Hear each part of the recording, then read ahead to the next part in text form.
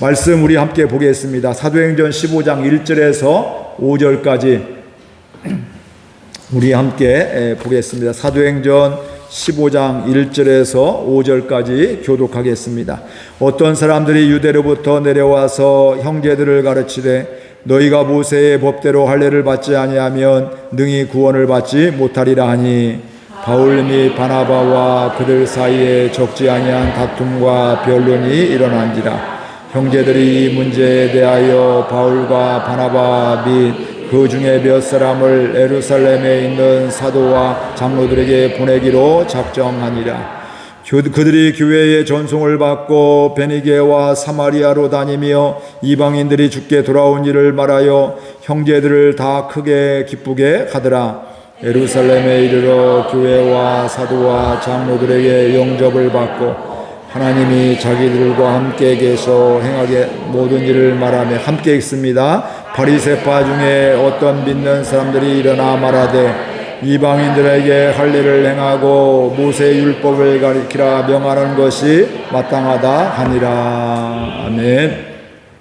전에 주말에 어떤 교우가 급하게 신방을 요청했던 적이 있습니다. 대전에 있을 때 얘기인데요. 그분이 소를 인공 수정하는 이런 일을 하시는 분이었는데 그 수정을 하고 잘 마치고 나서 이제 그 수정을 하기 위해서 기둥에 이제 소를 묶어 놓잖아요. 큰 소니까 묶어 놓게 되는데 그 집에 오려고 하게 되는데 그 주인이 연세가 많으셔서 그 끈을 막 버팅기고 힘쓰고 하니까 더욱 강하게 묶여져서 그 주인이 그것을 풀지 못하게 되어서 그 교우가 그래도 그분보다는 젊으니까 힘이 있으니까 그걸 풀어주려고 이렇게 가까이 가서 풀어주려고 하고 있는데 소가 뒷발질을 하게 되었고 넘어지게 되었고 또 그 소가 여기 가슴을 여기를 밟아서 그 갈빗대가 7개가 그냥 쭉 나갔던 이런 적이 있습니다. 그래서 이제 병원에 가서 이런저런 상황들을 이야기를 듣고 또 이렇게 하게 되었는데 굉장히 힘들죠. 그러면서 이게 하나님의 은혜라고 소가 한 600kg 이상 되는 것이 여기를 밟았으니까 밟았을 때 살짝 놓고서 이렇게 뗐을까요? 막 그냥 밟고 찼든지 이렇게 했을 거 아니에요. 그러니까 이게 충격을 받아갖고 갈비뼈가 7개가 다 나가게 되고 그게 뾰족하게 되기도 하고 부러지게 되니까 이제 그래서 그분의 고백이 장기나 속에 있는 다른 것들을 이렇게 찌르지 않아서 이렇게 감사합니다. 잘못하면 죽었을 수도 있습니다. 이런 고백을 하면서 감사했던 그런 얘기하면서도 갈비뼈 여러분들 금방 가도 막 말할 때마다 기침할 때 일어나고 누울 때 굉장히 힘들거든요. 저도 한번 이렇게 골절된 적이 한번 있는데 근데 그분은 막 이렇게 부러지고 막 으스러졌으니까 이게 찌를 정도 되게 되니까 얼마나 아팠겠어요. 그런데도 그분이 은혜라고 감사하고 하고 있는데 신방하는데 그 소 주인이 전화를 했습니다. 그래서 받으시라고 이렇게 했는데 그분이 이야기하기를 하나님이 살려주셨다고 당신을 하나님이 살려주셨다고 안 믿는 분인데 그렇게 얘기했다고 그 이야기를 듣는 순간 그 교우가 너무너무 기뻐하는 것을 보게 돼서 그러면서 그분한테 이렇게 얘기하더라고요. 형님이라고 부르던 연세가 좀 더 있으니까 형님이 하나님이 살려주셨다고 얘기한 거죠? 이렇게 하니까 그분이 맞다고 이렇게 하면서 이분이 교우가 너무너무 지금 통증은 말하면서 너무 힘들거든요. 아픈데도 그 말 한마디 때문에 안 믿는 사람이 평상시에 지금 1, 2년 간 게 아니라 수십 년을 그 집에 가서 소 인공수정을 하게 되었는데 그분이 안 믿는 분이 바로 하나님이 당신을 살려주셨다고 미안하다고 하면서 그렇게 이야기하게 되니까 이분이 그 이야기를 듣는 순간 기쁨이 충만하게 되었다. 그래서 이 형이라게 아무튼 형이라고 이렇게 하게 되면서 형이 이렇게 얘기한 거 정말 너무 기쁘다고 그 이야기 지금 한 거죠. 내가 했다고 맞는 거다고 이렇게 했던 이야기를 들은 적이 있습니다. 근데 그 뒤에도 여전히 어때요? 한참 동안 몇 달을 막 한 수개월, 한 6, 7개월 계속 회복의 기간이 있게 되었는데 고통이죠. 그런 기쁨이 있는데 이런 아픔은 여전히 있게 되는 거예요. 그런 기쁨이 있다고 아픔이 고통이 사라지는 건 아닙니다. 그런데도 그 고통보다도 뭐예요? 그 내면에 샘솟는 기쁨, 하나님이 일하신 것, 하나님이 은혜 주신 것, 그 영혼의 마음이 열린 것, 이걸 보게 되면서 기쁨을 고백하며 기쁨을 이렇게 나누는 이런 것을 보게 되면서 정말 은혜의 사람이구나, 하나님이 함께하는 사람이구나 이렇게 생각하고 참 복된 사람이구나 이런 생각을 했던 적이 있습니다. 이런 이야기를 들으면 저와 여러분들 어떤 마음이 들어요? 나하고는 상관없지 이런 생각을 갖는 분들이 생각보다 많이 있습니다. 왜냐하면 그건 특별한 은혜다. 뭐 특별히 뭐 은혜가 충만한 사람들, 뭐 믿음이 좋은 사람들, 오래 믿은 사람들, 은사 받은 사람들, 하나님이 특별히 사랑하는 사람들, 그 사람들만 그런 일이 있지 나한테는 뭐 그런 일이 없어 별로 기대하지 않는 이런 마음이 있기 때문에 그렇습니다. 그런데 하나님은 특별한 사람에게만 그런 은혜를 주시는 것이 아니라는 거예요. 오늘 우리 어느 누구든지 하나님은 그 은혜를 주시는 하나님이십니다. 중요한 건 그분이 그런 은혜를 그 사람이 말을 했을 때도 내 아픈 것만 생각했으면 어떻게 할까요? 여기 관세에 말하면 저 사람 때문에 내가 하지도 않아야 할 일을 해갖고 괜히 내가 사서 고생했다고 내가 미련하다고 저 사람은 그냥 이렇게 뭐 전화밖에 안 해 뭐 이러면서 뭐 문병도 안 오고 이러면서 원망하고 불평할 수밖에 없는데 이분은 그 상황 속에서 이 아픔이 있지만 이 아픔보다도 하나님이 행하시는 것, 그 영혼이 마음이 열리는 걸 보게 되면서 그 마음의 기쁨이 이것보다 더 컸음을 알 수가 있습니다. 중보예요. 하나님이 은혜를 주셔도 깨닫는 것이, 그것을 알아가는 것이 그 은혜를 기쁨이 체험하게 되고 그 하나님을 고백하며 찬양할 수밖에 없다는 거예요. 우리는 이런 간증이라면 너무 큰 것만 생각하게 되니까 이런 걸 목장에 나누게 될 때도 또 제가 신방 가서 나누게 될 때도 간혹가다 그런 분들이 있어요. 예전에도 그렇고 요즘에도 그렇고 요즘에 은혜가 뭐가 있습니까? 어떤 게 감사한 거 있습니까? 하면 없는데요. 이런 경우도 많다고요. 왜냐하면 이런 분 우리 보통은 뭐예요? 다 없는 게 아니라 다 있는데 간증할 거 뭐 이런 강단에 서서 큰 사건, 죽을 병에서 살아나고 무슨 뭐 엄청난 기적을 체험한 거 이런 거 생각하니까 나는 감사한 게 없어요. 이런 고백을 한단 말씀이죠. 근데 하루하루 가만히 보면 깨닫고 보면요. 하루하루 일어나는 것도 또 일을 할 수 있는 것도 가족이 있는 것도 돌아갈 집이 있는 것도 또 함께 예배 드릴 수 있는 우리 교회가 있는 것도 하나하나 가만히 보면 하나님의 은혜임을 우리가 깨달을 수가 있다는 말씀이죠. 아까 찬양 중에도 내게 허락하신 시련을 통해서 시련 너무 힘들고 고통스러웠지만 이것도 하나님이 허락하신 것이었구나. 그런데 나는 힘들어 죽는 줄 알았는데 힘든 거 죽는 것만 생각했는데 그것을 통해서 하나님 나를 성장케 해주시네, 나를 성숙케 해주시네, 하나님이 나를 만나게 해주셨네, 나를 만나주셨네. 이런 깨달음이 있으면 어떻게 될까요? 이게 믿어지면 감사하게 되는 거죠. 그때 뭐가 일어나요? 기쁨과 감사와 감격 그 마음 가운데 일어나게 되는 것입니다. 그렇기 때문에 저와 여러분들 이건 특별한 사람의 이야기가 아니라 저와 여러분들 모든 사람들의 이야기가 되는 것입니다. 그 믿음의 눈이 열려지고 그 고백을 할 수 있는 저와 여러분들 될 수 있기를 주의 이름으로 축복을 드립니다. 그렇다면 우리는 어떻게 이런 고통 중에서 어려움 중에서 기뻐할 수 있을까? 내가 기뻐야지 한다고 기뻐하지는 것이 아니라 하나님의 은혜가 임하게 될 때, 하나님의 은혜가 깨달아지게 될 때 우리는 내 내면 가운데 샘솟는 기쁨이 있게 되는 것입니다. 첫 번째 말씀드리고 싶은 것은 복음은 나는 죽고 예수님으로 살게 합니다. 이걸 깨닫고 알게 될 때 우리가 그 고난 중에도 어려움 중에도 말도 안 되는 상황 속에서도 기쁨을, 은혜를 고백할 수밖에 없습니다. 우리 한번 같이 읽어볼까요? 복음은 나는 죽고 예수님으로 살게 합니다. 내가 죽고 예수로 살게 되게 될 때 그때 우리는 기쁨이 있다 이 말씀입니다. 우리 1절 말씀 같이 읽겠습니다. 어떤 사람들이 유대로부터 내려와서 형제들을 가르치되 너희가 모세의 법대로 할례를 받지 아니하면 능히 구원을 받지 못하리라 하니. 어떤 사람들이 유대로부터 왔다는 이 얘기는 바로 뭐냐면 유대인들 중에서 이 예수 믿는 것 이런 사도들이 또 바울과 바나바가 복음을 증거하는 걸 보게 되면서 이게 못마땅한 거예요. 그래서 그곳에 원정 오면서까지 쫓아다니면서까지 지금 너 그거 잘못됐다고 그것 갖고 예수 믿는 것으로 구원받지 못한다고 하면서 뭘 지금 강조하고 있어요? 자기들 본래 유대인들이니까 뭐예요? 할례를 받아야지만 구원받는다. 너희들 예수 믿어 구원받지 못해. 할례 받아야 구원받아. 이걸 얘기할 뿐만 아니라 지금 뭐하고 있다고요? 가르치고 있더라 이 말씀입니다. 그러니까 이런 교회 안에서 이미 바울과 바나바를 통해서 수없이 많은 영혼들이 주께 돌아오게 되고 예수님을 영접하고 구원을 받게 되었는데 이것도 유대인들이 와서 원래부터 하나님을 믿었던 사람이잖아요. 저기 뭐 엉뚱한 사람이 와서 하는 것이 아니라 하나님을 잘 믿었던 사람들 중에서 열심히 사람들이 마치 바울이 예수님을 만나기 전에 충성하면서 이렇게 나름대로 열심히 핍박을 하고 있잖아요. 본인은 핍박이라고 생각을 하고 있지 않습니다. 오늘 우리말로 하면 뭐 하는 거예요? 이단을 척결하는 거예요. 그러면 이단을 사라지게 하는 거예요. 어떻게 보면 박수 칠 일이잖아요. 그들 입장에서 보게 되면. 그런데 하나님 편에서 보면 그건 하나님의 복음을, 예수님의 복음을 방해하고 대적하는 것임을 우리가 알게 되는 거죠. 근데 내 입장에서 보니까, 유대인의 입장에서 보니까 그것을 알지 못하더라 이 말씀이에요. 그러니까 바울과 바나바가 복음을, 이방인들에게 복음을 증거하는 거, 그걸 보면서 박수 쳐주고 하나님이 하셨습니다, 하나님께 영광 돌립니다, 이렇게 고백을 해야 될 텐데, 이들은 보면서 저거 안 되는데, 저들 가만두면 안 돼 하면서 쫓아가서 그것 가지고 다 구원받지 못한다고, 할례 받아야 된다고, 율법을 지켜야 된다고 이러면서 거짓 복음을 이렇게 증거하게 되었습니다. 그러니까 교회에 있어서 우리의 중요한 것들이 바로 뭐냐면, 외부에서 공격을 하게 되면요, 교회가 어떻게 되는 줄 알아요? 더 똘똘 뭉치게 됩니다. 어려움 다음 더 똘똘 뭉치고, 더 기도하게 되고, 또 주의 은혜를 더 받게 되고요, 하나님의 일하심을 보게 되는데, 중요한 것은 내부에서 우리가 갈등이 일어나고 분열이 일어나면 어떻게 될까요? 교회가 굉장히 큰 고통 중에, 때로는 어려움 중에 이렇게 정하는 것을 우리가 보게 됩니다.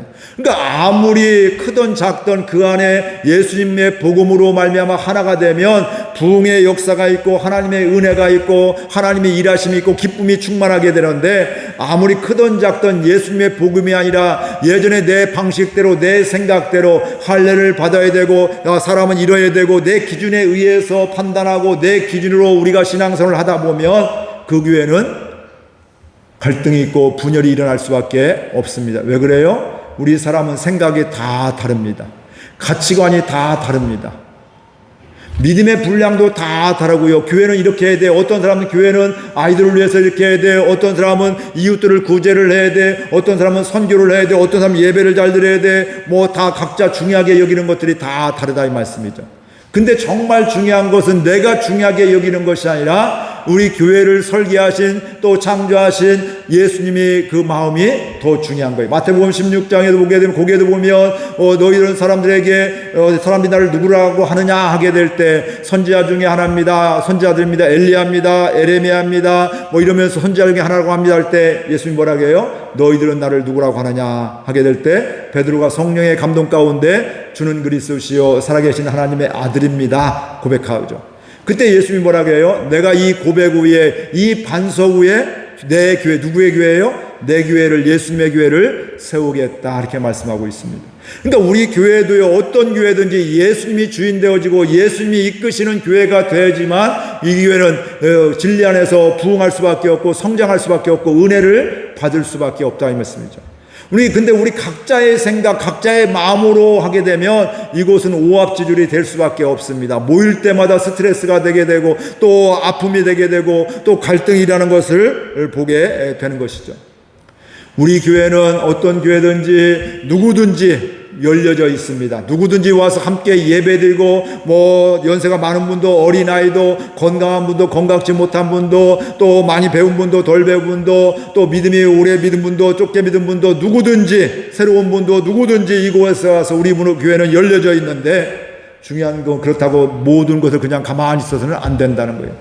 교회 안에 정말 다른 것들은 다 괜찮지만 진리를 방해하고 대적하는 이런 것들은 가만둬서는 안 된다 이 말씀이죠. 그리고 예전에, 지금은 뭐 덜하지만 한 5, 6년, 7, 8년 전에 신천지들이 그렇게 우리나라에 난리를 쳤잖아요. 그래서 우리 교회도 저 앞에 지금도 저 붙어 있잖아요. 그렇죠. 지금도 어느 교회든지 이거 다 붙어 있어요. 왜냐하면 교회를 혼란스럽게 만들고, 교회들의 신앙을 왜곡되게 만들고, 그들의 가정도 파괴하게 만들고, 이런 안타까움, 사회적인 문제도, 영적인 문제도 있지만 사회적인 문제가 되기도 하고요. 가정의 문제가 일어나게 되고, 그렇게 하니까 그때는 그들을 어때요? 정죄하게 되고, 그들을 나가게 하고, 때로는 심지어는 어때요? 회개하게 만들기도 하고. 그래서 어느 경우는 회개하고 돌아오면 잘 봐야 돼요. 받아주죠. 그럼에도 불구하고 당신은 저기에 있었으니까 오면 안 돼, 아닙니다. 그래서 지금 그들이 오려고 해도 못 오는 경우도 많이 있다는 거예요. 누군지 와야 되는데 와서 어때요? 잘 살펴보기는 해야죠. 정말 회개를 한 건지, 아니면 거짓말해서 또 이곳을 또 어렵게 하려고 하는 건지 잘 분별하는 이런 것들은 필요하다 이 말씀입니다. 전에 있을 때도 그런 경우들이 있습니다. 주일날 아이들도 유치부실 가서 아이들 사진을 막 찍어주고, 그 부모에게 가서 이 사진 예쁘죠? 아이가 얼마나 예뻐요? 아이들 얼마나 예뻐요? 그러니까 이 사진을 내가 줄 테니까 나에게 뭐 달라고 해요? 핸드폰 번호 달라고, 내가 전송해 주겠다고. 좀 이상해서 이분이 그걸 얘기하니까 그다음부터 안 나오더라 이 말씀이죠. 그게 바로 뭐냐, 신천지였어요. 그래서 그들을 그걸 통해서 매개체로 해서 연락이 되고 문자하고 만나자고 하고 또 뭐 성경 공부, 무료 성경 공부 이런 데 데리고 가려고 했던 이런 것들을 보게 되는데, 다행히 그 교우가 지혜로워서 거기에 넘어가지 않았던 것을 보게 됩니다. 그렇다고 당신 신천지 아니야 뭐 이런 게 하는 게 아니라 잘 살펴보고 분별을 하면서 정말 회개했으면 어때요? 받아들이고 함께 신앙생활의 기쁨을 누리게 되고, 혹시 교회를 어지럽게 하려고 위장해서 들어왔으면 어때요? 그건 밝히고 쫓아내기도 하고 이렇게 하는 것이 교회가 건강해지는 것임을 우리가 알 수가 있습니다. 바로 이겁니다. 우리의 생각으로 보면 내가 좋은 사람들, 내가 편한 사람들만 왔으면 좋겠어요. 이게 사람의 생각이에요. 만나서 나를 힘들게 하고 피곤한 사람들은 어때요? 뭐 다르게 생각될 수도 있다는 말씀입니다. 그러나 교회는 여러분도 저도 주인이 아니라 누가 주인이에요? 예수님이 주인이기 때문에, 그래서 얘기했던 것 같이 나는 죽고 예수님으로 사는 역사가 있게 될 때 그곳에 기쁨이 있더라 이 말씀이죠. 은혜가 충만하고 부흥이 되는 그 안디옥 교회에도 지금 나쁜 이단 사상을 가지고 와서, 잘못된 사상을 가지고 와서 교회를 혼란스럽게 만드는 이런 일들이 있다는 말씀이에요. 얼마나 신경 쓰이겠어요? 얼마나 갈등이 되겠어요? 힘들겠어요? 근데 그런 상황 속에서도 내가 죽고 예수님으로 살게 되니까 분명해지게 되는 거죠. 누구든지 오는 건 괜찮지만 복음을 회방하고 왜곡되고 대적하는 것은 어때요? 우리가 함께 할 수가 없는 것들이죠. 그걸 회개할 수 있도록, 돌아올 수 있도록 이건 할 수 있겠지만 거기가 섞여갖고 막 이단 사상을 같이 하고 나누고 이러면서 교회가 어지럽게 해서는 안 되게 되는 것입니다. 오늘 저와 여러분들이 하나님의 은혜로 사는 사람들입니다. 이곳에서 우리가 어느 곳에 있든지, 우리가 또 직장생활 하든지 나는 죽고 예수님으로 살게 될 때 그곳에서 기쁨이 있습니다. 문제가 없다는 게 아니에요. 아까 서로 일을 하며 열심히 일을 함에도 불구하고 밟히는 일이, 갈비뼈가 부러지는 이런 골절되는 일이 있을 수가 있다는 말씀이죠. 열심히 충성했는데 때로는 오해를 받기도 하고 때로는 억울한 일이 찾아올 수도 있다는 말씀이죠. 이게 없으면 얼마나 좋겠어요. 그런데 열심히 충성함에도 불구하고 그런 일이 있을 수가 있는데, 그때 뭐 한다고요? 기쁨이 충만한 것은 하나님의 은혜를 깨닫게 될 때, 나를 내세우는 것이 아니라, 내세우는 것이 아니라 이 상황 속에서 하나님이, 예수님이 나를 이렇게 이끌어 주시고, 이렇게 동역자를 붙여주시고, 기도의 사람들을 붙여주시고, 이렇게 보게 되면서 오히려 기쁨이 있고, 하나님이 일하신 걸 보게 되면서 기쁨이 샘솟는 것을 보게 됩니다. 오늘 이 유대인들은 지금 교회 안에서 이 정도니까 어떻게 돼요? 예수님을 이렇게 고백하는 이런 사람들이었다는 말씀. 그런데 아직도 옛날 거 붙잡고서 그래도 이거 놓치면 안 돼, 그래도 할례를 받아야지, 그래야 구원받아, 이렇게 하면서 원래 복음을 왜곡되게 만드는 이런 일이 있었다 이 말씀입니다. 혹시 저와 여러분들도 내가 자라온 배경 때문에, 내 옛날 습성 때문에, 습관 때문에, 내가 경험했던 것 때문에 하나님의 말씀보다도 이걸 더 중요하게 여기는 건 아닌지 돌아볼 수 있기를 바랍니다. 그래서 예전에도 그런 일들이 많이 있었잖아요. 강단에 카페, 요즘에는 안 그러면 예전에 카페트를 이렇게 많이 깔았는데 주로 어떤 색으로 깔아요? 빨간색, 보혈. 근데 어떤 분은 이게 꼭 뭐 빨간색으로 하라는 법이 있냐 하면서 이제 또 이렇게 말을 한다든지, 예전에 여러분들 불과 40-50년 전만 해도 의자를 거의 안 앉아서 어떻게 거룩한 성전에 어떻게 앉아서 예배 드리느냐, 바닥에 앉았어요. 방송 놓고. 근데 어떻게 앉아요? 무릎 꿇었어요. 그것도 그냥 편하게 앉으면 이것도 예의가 없는 거예요. 무릎 꿇어야 예배 드리는 거예요. 그런 식으로 저도 가정 예배 드릴 때도 무릎 꿇고 예배를 했지, 무릎 꿇지 않으면 혼났어요. 할아버지한테 혼나고 그렇게 했었는데, 왜냐하면 그분들 세대는 무릎 ቁ러야지만, 근데 요즘에 여러분들 무릎 꿇으라면 예배가 돼요? 안 돼요. 저도 지난 주간에 이렇게 신방을 했는데 앉아서 뭐 40-50분, 1시간 정도 앉았다가 뭐 40-50분인지 앉았다가 일어나는데요, 제 몸을 교인이 봤어요. 그리고 교인이 저한테 미안하다고 이렇게 앉겠다고. 저 일어나는데 막 이게 젊은데도 막 이렇게 벌떡 일어나지 못하고 막 어그적거리고 막 이렇게 분표를 나가면서 슬그머니 막 이렇게 일어나게 되니까 또 미안하다고, 저 아니라고, 제 몸이 뭐 젊지만 이렇게 됐다고, 저도 이렇게 연식이 됐다고 이제 이런 식의 얘기를 하게 되는 것들인데, 그런 것들입니다. 목회를 해도 몸이 연약할 수가 있어요. 저는 평상시에 이렇게 한 20몇 년을 신방을 많이, 바닥에 앉는 신방을 많이 해갖고 직업병이죠. 우리 권사님 70, 80 되신 분보다 제가 더 많이 앉았던 거예요. 그냥 그것도 그냥 편하게 앉지, 다리 뻗고 있는 게 아니라 늘 교인들 앞에 다리 뻗고 어떻게 있어요? 이렇게 정갈하게. 처음에는 무릎 꿇고 신방하다, 그것도 어떤 분이 목사님 이러면 나중에 무릎 다 연골 다 나갑니다, 나이 먹고 고생합니다, 무릎 꿇지 마세요. 그래서 그분이 저는 얼마나 감사한지 몰라요. 그분이 무릎 꿇고 신방하고다 그분이 지금 90대 했는데 그분이 지금 뭐 하냐면 80대 초반에 무릎 양쪽 연골 수술을 다 받게 되고요. 그러니까 그분은 그런 경험들을 하게 되면서 저를 사랑해서 어때요? 목사님 무릎 꿇고 하지 마세요. 한두 번도 아니고 이거 무릎 망가집니다. 그래서 저는 그분이 처음에는 좀 왜 그럴까 했는데 나중에 그게 너무 감사한 거예요. 목회를 해도 때로는 망가질 수가 있고 몸이 다칠 수가 있기도 하고 뭐 체력이 또 다 이렇게 떨어질 수도 있는데 중요한 것은 그런 와중에서도 하나님이 함께 하심을 내가 죽고 예수님으로 살게 되면 예수님이 일하신 걸 보게 되니까 거기에서 뭐가 있다고요? 기쁨의 삶을 살게 되더라 이 말씀입니다. 이 은혜가 저와 여러분 가운데 늘 고백되기를 주의 이름으로 축복을 드립니다. 때로는 이해가 되지 않아도 말이 안 되는 상황 속에서도 하나님이 행하신 걸 보게 되고 또 교회 공동체 안에 이런 어려움이 있다 할지라도 우리가 믿음으로 바라보고 예수님 안에서 나가는 가운데 오히려 그걸 통해서 더 성숙하게 되고 성장하며 또 부흥의 기회가 되는 이런 은혜가 있기를 주의 이름으로 축복을 드립니다. 그러면 그 가운데 뭐가 있어요?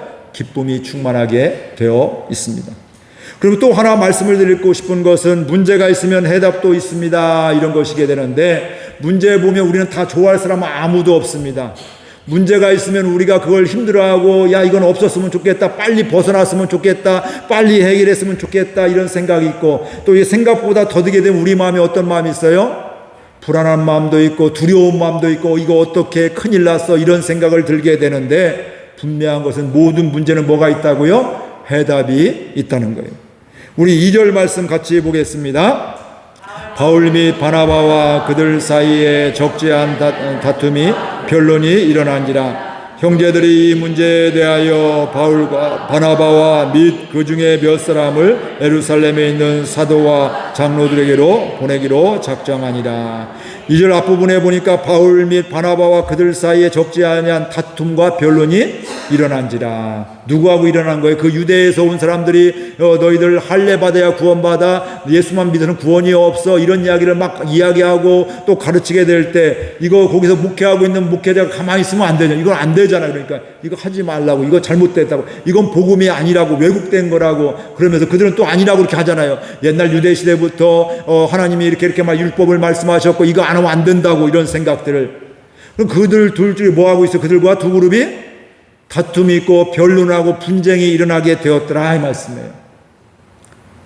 때로는 이런 것에 대해서는 우리가 이건 아니라고 이렇게 하는 것들이 필요하죠. 그렇죠? 요즘에도 그런 일들이 참 많이 있잖아요. 국가에서 나라에서도 이런저런 가운데 잘못된 것들을, 영적으로 잘못된 것, 신앙적으로 잘못된 것들을 합리화시키는 이런 법들을 만들려고 하게 될 때 우리는 뭐 이건 아닙니다, 이건 하나님이 원하시는 것이 아닙니다, 우리는 이거 원치 않습니다, 우리의 자녀들이 그 죄 가운데 노출되어지고 그걸 아무렇지도 않게 사랑하는 걸 원치 않습니다. 우리가 사람을 차별하는 것이 아니라 뭐예요? 그 죄를 또 이렇게 덮어놓는 것이 아니라 그 죄는 죄이고 오히려 하나님께 돌아올 수 있도록 하는 것인데 그걸 죄를 더 조장하는 것은 우리는 못합니다. 이런 생각을 우리가 분명히 하게 되어져야 되는 것이죠.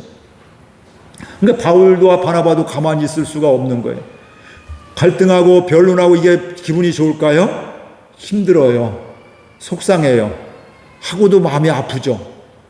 근데 그럼에도 불구하고 오늘 말씀해 보니까 해결이 됐어요, 안 됐어요? 안 됐어요. 우리가 아무리 옳은 얘기를 할지라도 이렇게 논쟁에서는 이기기 어렵습니다. 여러분들 그러니까 전도하러 가서 논쟁하지 말기를 바랍니다. 논쟁하면 거기서는 내가 이기면 어때요? 그 사람이 내가 졌습니다, 그래 앞으로 믿을게, 이렇게 해요? 너 가만둬 봐라, 나가 연구야, 너 꼼짝 못하게, 너 더 강한 걸로 내가 가지고 와서 너 골치 아픈 거 가지고 꼼짝 못하게 할 거야, 이렇게 하게 되는 거예요. 혹시 내가 말을 해서 졌어요, 그 사람한테 논리적으로, 그럼 어때요? 또 말 같지도 않은 얘기 그거 뭐 나한테 지르면서 무슨 얘기냐, 하지 말아라, 이렇게 해요. 그러니까 논쟁에서는 우리가 이길 수가 없습니다. 그러니까 말싸움하지 말고 뭐예요? 지속적인 사랑과 섬김을 통해서 그의 마음을 하나님이 녹여주시게 될 때, 그럼 똑같은 얘기를 해도 나중에 가서 얘기하면 그 마음이 열리면 그걸 다 받아들인단 말씀이에요.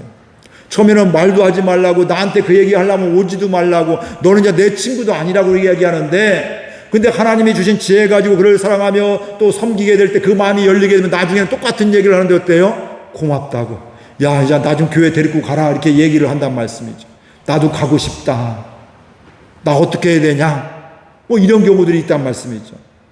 그래서 여러분들이 논쟁이 아니라 사랑과 섬김으로 하나님이 일하신 걸 보는 저와 여러분들 될 수 있기를 바랍니다. 그때 우리가 뭐예요? 기쁨을 보게 되는 거예요.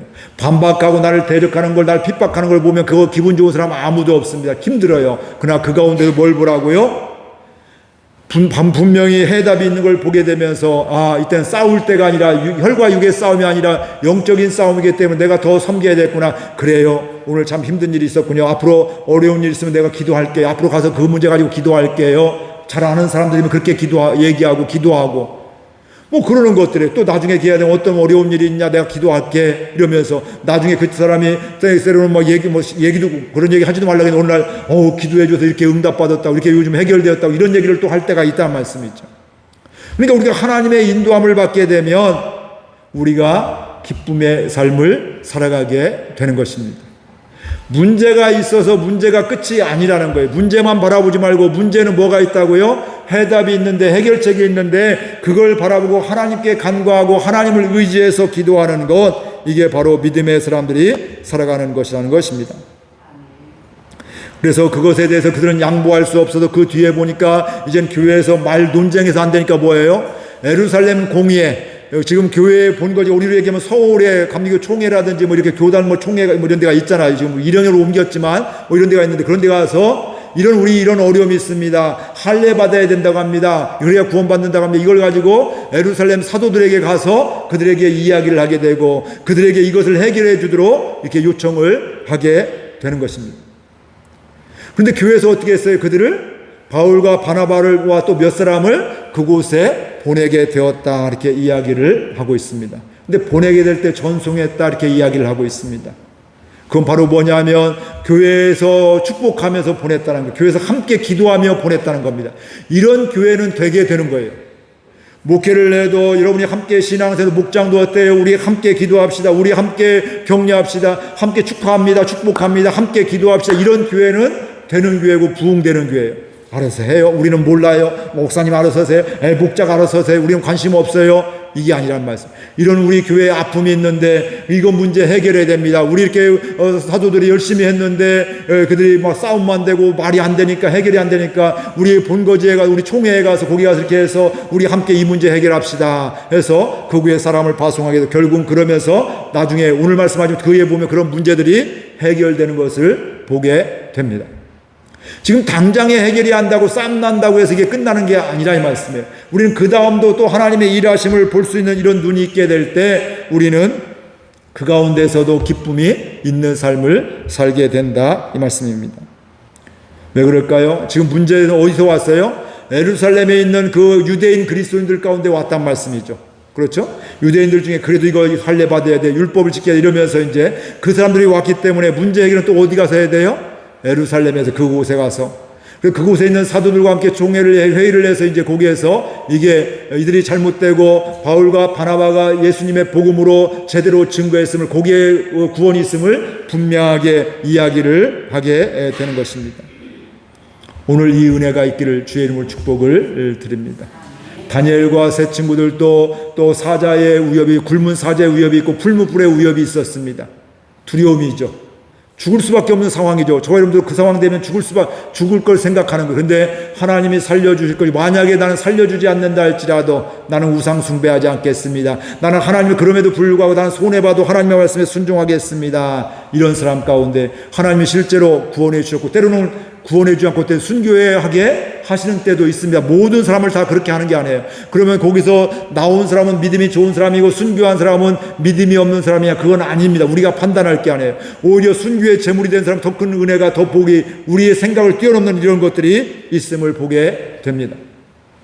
그래서 우리가 하나님의 마음을 가지고 우리가 믿음으로 나가게 될 때 문제 가운데 허덕이지 마시고 문제 가운데 하나님을 바라보면서 해답이 있음을 바라보면서 하나님께 나아가면서 기쁨을 맛보는 저와 여러분들 될 수 있기를 바랍니다. 그러면서 주께로 돌아온 것은 큰 기쁨을 보게 되는 것입니다.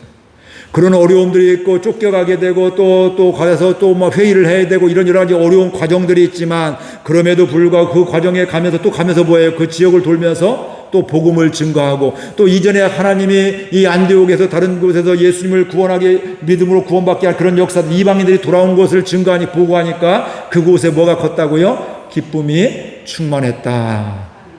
오늘 우리들도 마찬가지입니다. 우리를 통해서, 우리 교회를 통해서 또 사람들이 구원받는 것은 기쁨이 충만한 거예요. 여러분이 전도하다가 다른 교회 가도 어떻게 돼요? 서운함이 있죠. 속상함이 있죠. 사람이. 그러나 그럼에도 불구하고 그 가운데 하나님이 구원하셨음을 기뻐할 수 있기를 주의 이름으로 축복을 드립니다. 이게 믿음의 사람, 우리 편에 보면 우리 교회, 우리가 볼 때는 우리 교회고 뭐 다른 교회지만 하나님 편에 보면 어때? 이단이 아니고 건강한 교회는 다 어때요? 다 하나님의 교회인 거예요. 그러니까 하나님은 어느 곳에나 사랑하시고 어느 곳 함께 하시고, 우리가 볼 때는 우리 교회지만 하나님은 전체를 보시고 그걸 보시고 내 백성들, 나의 자녀들, 충만교회만 내 교회고 내 백성이고 다른 교회는 내 백성이 아닌 게 아니라 이 말씀이에요. 여기도 다른 곳도 어느 곳이든지 하나님의 백성이게 되는 것입니다. 3절 말씀 같이 읽어볼까요? 그들이 교회의 전송을 받고 베니게와 사마리아로 다니며 이방인들이 주께 돌아온 일을 말하여 형제들을 다 크게 기쁘게 하더라. 그러니까 하나님이 역사하신 것, 복음의 구원을 받는 것들을 증거하니까, 보고하니까 이게 바로 간증이잖아요. 하니까 거기에 뭐가 있다고요? 그 듣는 사람들이 큰 기쁨이 있더라. 이게 이야기를 들으면서 목장에서도 우리 교회에서 이런 고백이 넘치게 되면서 그 듣는 기쁨이 있기를 주의 이름으로 축복을 드립니다. 뿐만 아니라 저와 여러분 개인이 또 누군가에게 목장이든 뭐 주변이든 친척들이든 이웃들이든 다른 교인들 만나게 될 때 하나님이 이렇게 해서 이렇게 우리를 구원해 주셨다고, 이런 사람 또 보내주셨다고, 이렇게 또 성장하게 해주셨다고, 이런 고백을 하는 가운데 기쁨이 넘치는 저와 여러분들 될 수 있기를 바랍니다. 예수님은 이런 장 비유를 말씀하시면서 이렇게 말씀하십니다. 죄인 하나가 회개하면 하늘에서 회개할 것이 없는 의인 아홉을 인하여 기뻐하는 것보다 더하니라. 의인 99보다 뭐예요? 죄인이 돌아오는 것, 구원받는 것을 기뻐하신다. 그러니까 우리가 하나님의 마음을 가지면요, 나와 상관없는 우리 지역이 아닌 사람이라 할지라도 하나님이 구원하신 역사를 보게 되면 그게 기쁨이 샘솟는 게 이게 바로 믿음의 사람들이야 이 말씀이에요. 세상 말로 배 아파하면 안 된다면 저 사람 전도 잘하네, 왜 나는 못하지? 배 아파하면 이건 영적인 사람이 아니라 이 말씀이죠. 그러면 하나님이 저 사람을 통해서 이렇게 하신대. 하나님, 저도 하고 싶습니다. 저에게 지혜를 주세요. 하나님, 저에게 기도할 사람들 보여주게, 섬겨야 할 사람 보여주게 해주세요. 하나님, 어떻게 섬겨야 될지 지혜를 주세요. 저 사람이 저렇게 싫어하는데 제가 어떻게 섬겨야 될지, 어떻게 말해야 될지 지혜를 주세요. 이렇게 할 수 있기를 주의 이름으로 축복을 드립니다. 그러면 우리 공동체 가운데서 저와 여러분들 개인적으로도 다 뭐예요? 기쁨이 충만한 삶을 살아갈 수가 있습니다. 이런 살아있는 고백들이 넘치는 우리 교회가 되기를 축복합니다. 그렇게 하기 위해서 이렇게 기도하고 있어요. 이 사람 요즘에 눈에 뜨고 있는데 이렇게 기도하고 있는데 함께 기도해 주세요. 이 사람이 마음이 열릴수록 기도해 주세요. 오늘 만나기로 약속했는데 오늘 함께 식사하는데 그 사람에게 내가 예수님 얘기하잖아도 그 사람의 마음이 활짝 열릴수록 주의 사랑이 흘러갈 수 있도록 기도해 주세요. 이 사람이 오늘은 마음이 많이 열렸는데 이 사람이 내가 복음을 증거할 때 예수님을 증거할 텐데 그분이 영접하게 기도해 주세요. 수시로 이제 나 이렇게 됐습니다만 하는 그 과정 속에서도 함께 기도하면서, 혼자 하는 게 아니라 같이 기도하면서 그런 하나님의 역사를 보는 저와 여러분들 되어서 우리 교회 가운데 기쁨이 충만한 은혜가 있기를 주의 이름으로 축복을 드립니다. 우리가 주님 안에 있게 될 때 기쁨의 삶을 살아갈 수가 있습니다. 말씀을 정리합니다. 예수님 안에 기쁨이 있습니다. 내 생각으로 하면 잘못된 복음 가지고 내 방식대로 하다가 오히려 교회를 혼란스럽게 만들 수가 있습니다. 그러나 내 방식이 아니라 나는 죽고 예수님으로 살게 될 때, 예수님의 마음으로 살게 될 때, 복음으로 살게 될 때 우리는 기쁨이 충만하게 되는데 우리 교회 가운데 이 기쁨이 충만하기를 주의 이름으로 축복을 드립니다. 우리 말씀 생각하며 결단하며 함께 기도하겠습니다. 하나님 아버지 감사합니다. 오늘도 저희들 사랑하여 주셔서 말씀해 주셔서 감사드립니다. 때로는 교회가 부흥하며 은혜를 많이 받았음에도 불구하고 교회 안에 또 이상한 사람들이 와서 혼란스럽게 만들기도 하고 또 왜곡된 복음, 잘못된 복음을 증거하면서 가르쳤던 이런 곳들이 있습니다. 이 안디옥 교회에 이런 어려움들이 있는데 교회 안에 분쟁이